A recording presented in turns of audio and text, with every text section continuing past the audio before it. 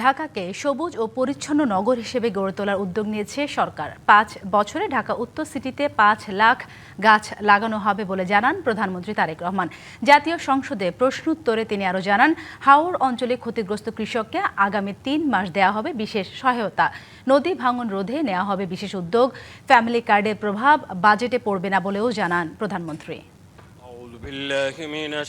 বুধবার সকালে স্পিকার হাফিজ উদ্দিন আহমদের সভাপতিত্বে শুরু হয় জাতীয় সংসদের অধিবেশন। মাননীয় সংসদ সদস্য, দিনটি নির্ধারিত থাকে প্রধানমন্ত্রী প্রশ্নোত্তরের জন্য। টেবিলে উত্থাপিত এবং সম্পূরক প্রশ্নের জবাব দেন প্রধানমন্ত্রী তারেক রহমান। মাননীয় প্রধানমন্ত্রী কর্তৃক এক প্রশ্নে প্রধানমন্ত্রী জানান, ঢাকাকে সবুজ ও পরিষ্কার নগর গড়ে তোলার উদ্যোগ নেওয়া হয়েছে।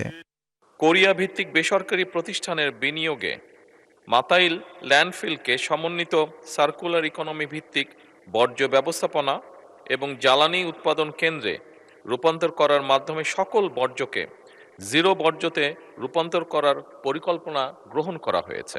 মাননীয় স্পিকার, ঢাকা উত্তর সিটি কর্পোরেশনের আওতাধীন এলাকায় আগামী ৫ বছরে ইনশাল্লাহ ৫ লক্ষ বৃক্ষরোপণের লক্ষ্যমাত্রা নির্ধারণ করা হয়েছে। অন্য এক প্রশ্নে সরকার প্রধান বলেন, ফ্যামিলি কার্ডের প্রভাব পড়বে না বাজেটে। প্রত্যেকটা ফ্যামিলির ডাটা কালেক্ট করবে, পর্যায়ক্রমিকভাবে আমরা দিব। আপনি ইনফ্লেশনের কথা বলেছেন, আমরা অবশ্যই টাকা ছাপিয়ে দিচ্ছি না। এই টাকাটা কিন্তু গ্রামীণ ইকোনমিতে ব্যবহৃত হচ্ছে। সে হয় মুরগি কিনছে, সে হয়তো থালা বাসন কিনছে, সে হয়তো গামছা কিনছে।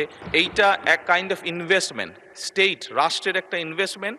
যে ইনভেস্টমেন্টের মাধ্যমে ধীরে ধীরে লোকাল শিল্পগুলো গড়ে উঠবে, যে ইনভেস্টমেন্টের মাধ্যমে ধীরে ধীরে কর্মসংস্থানও গড়ে উঠবে। সেই জন্যই আমাদের হিসাব বলছে ইনফ্লেশন বরং কমবে, বাড়বে না। আগাম বন্যা ও ভারী বৃষ্টির কবলে পড়ে ক্ষতিগ্রস্ত হয়েছেন হাওড়ের কৃষক। সেই ক্ষতি পুষিয়ে দিতে ৩ মাস কৃষককে বিশেষ সহায়তা দেওয়ার ঘোষণা দেন প্রধানমন্ত্রী। আমরা সবগুলো জায়গার ব্যাপারে চেষ্টা করছি সরকারের পক্ষ থেকে দ্রুতভাবে ব্যবস্থা গ্রহণ করার জন্য, যাতে করে এই নদী ভাঙ্গন যতটা সম্ভব রোধ করা সম্ভব হয়। ফজলে রাব্বি, সৌরভ, ডিবিসি নিউজ, ঢাকা।